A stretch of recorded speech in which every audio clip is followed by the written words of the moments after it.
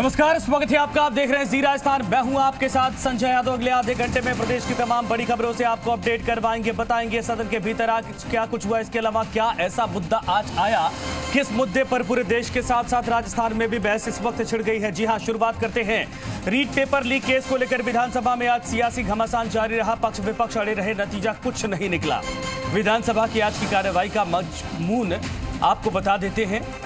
विधानसभा में आज प्रश्नकाल के साथ कार्रवाई शुरू हुई, लेकिन बीजेपी विधायक सवाल पूछने की जगह वेल में आकर नारेबाजी करने लगे। ये लोग सीबीआई जांच की मांग पर अड़े रहे और पहली बार ऐसा हुआ कि बीजेपी विधायकों के सवाल स्पीकर ने खुद सरकार से पूछे। और इतना ही नहीं, पूरक प्रश्न भी स्पीकर ने खुद ही पूछे सरकार से। विधानसभा में प्रश्नकाल के वक्त निलंबित किए गए विधायकों के अंदर आने पर भी हंगामा खड़ा हो गया और हंगामे में पक्ष विपक्ष के बीच तकरार हो गई। स्पीकर सीपी जोशी ने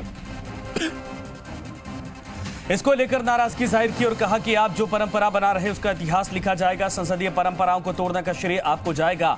स्पीकर ने कहा कि निलंबित सदस्यों को अंदर लाने का आपको अधिकार नहीं। नेता प्रतिपक्ष गुलाब चंद कटारिया ने कहा कि सत्ता पक्ष के सदस्यों का व्यवहार उचित नहीं था, लेकिन उन पर कोई कार्रवाई नहीं हुई। स्पीकर ने नेता प्रतिपक्ष, उपनेता प्रतिपक्ष, सचेतक और संसदीय कार्य मंत्री को चैम्बर में बुलाकर बात की, लेकिन गतिरोध खत्म नहीं हुआ। शून्यकाल में भी बीजेपी ने जमकर हंगामा किया। हंगामे के बीच सरकार ने साफ कर दिया कि वो रीट पेपर लीक केस की सीबीआई जांच नहीं करवाएंगे। दूसरी ओर बीजेपी ने साफ कर दिया कि वो अपनी मांग से हटेंगे नहीं। शांति धारीवाल ने कहा कि हम इस मामले पर चर्चा के लिए तैयार हैं, आप जवाब सुनिए, हम आपके भी कारनामे बताएंगे। धारीवाल ने आरोप लगाया कि बीजेपी इसलिए गतिरोध पैदा कर रही है कि भर्ती ना हो सके।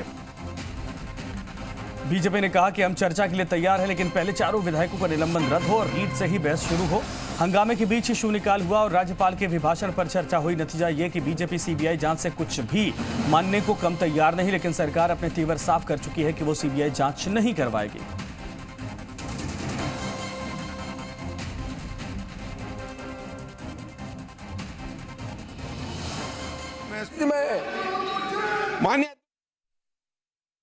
राजस्थान में एक ऐसा माफिया गैंग तैयार हो गया है जिसने लाखों बच्चों की जिंदगी के साथ खिलवाड़ करता ही चला जा रहा है।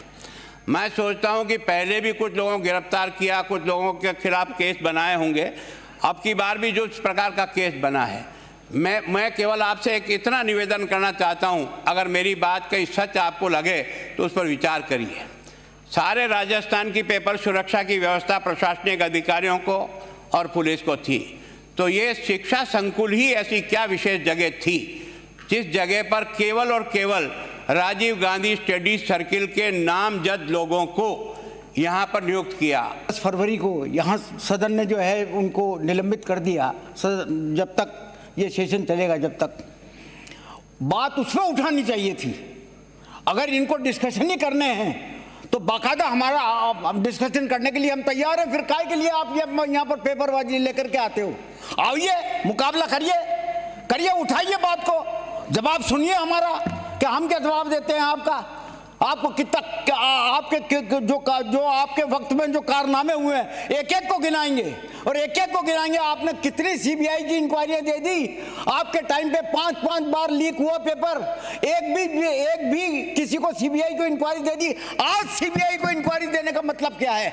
ये सब पॉलिटिकल है, आपका टोटल पॉलिटिकल है। दिल्ली के इशारे पर आप लोग ये सब कर रहे हो। आप चाहिए, आइए ना, मुकाबला करिए, हमसे कहिए, आप आदेश दें। आप सरकार स्टेटमेंट देने को तैयार है।